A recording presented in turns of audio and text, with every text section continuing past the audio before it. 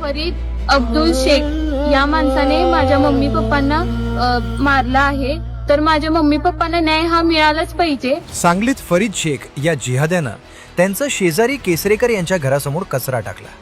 त्यातून झालेल्या वादात फरीद शेखनं केसरेकर दाम्पत्यावर हातोड्यानं चाकूनं वार केला। या घटनेत मनीषा आणि मोहन केसरेकर यांचा मृत्यू झाला। आज त्यांच्या मागे 2 लहान मुलं आहेत। त्यांचं सांत्वन करण्यासाठी आमदार महेश लांडगे सांगलीत गेले होते। त्यांनी तिथं हिंदूंना धीर देण्यासाठी भाषण केलं। तेच भाषण सुप्रिया सुळेंना फार झोंबलं आहे। आधी महेश लांडगे काय म्हणाले ते पाहूया।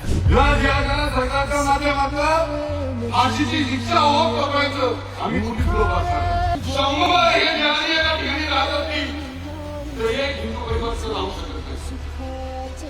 पण आम्ही 100 हिंदू परिवार एका ठिकाणी सगळे एकत्र राहतात तिथे आज जिहादी राहणार राहू शकतो। इथून पुढे अशी घटना घडली कुठं सरकार मदत करील, पोलीस येतील, फाशी होईल याची वाट पाहू नका, याची बिलकुल वाट पाहू नका। आता सापडला तर तोडून टाका। जिहादी मानसिकता तोडून टाकण्याची भाषा केली तर सुप्रियाताई चौताळल्या।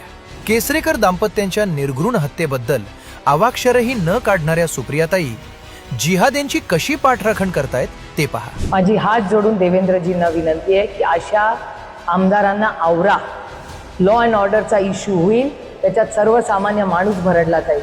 अशा सगळ्या आमदारांवर केस करून त्यांना अटक झाली पाहिजे अशी माझी मागणी आहे। काय तुम्ही जर हत्या करा असं म्हणणार आहे लोकांना, कापा काय सांगता, आम्हाला धमकी देताय?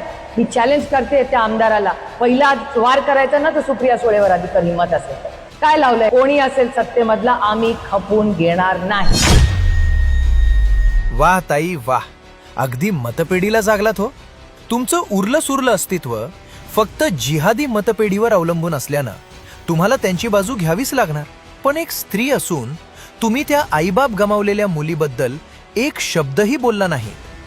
यावरूनच तुम्ही एक गठ्ठा जिहादी मतांसाठी किती नीच पातळी गाठू शकता हेच दिसतंय।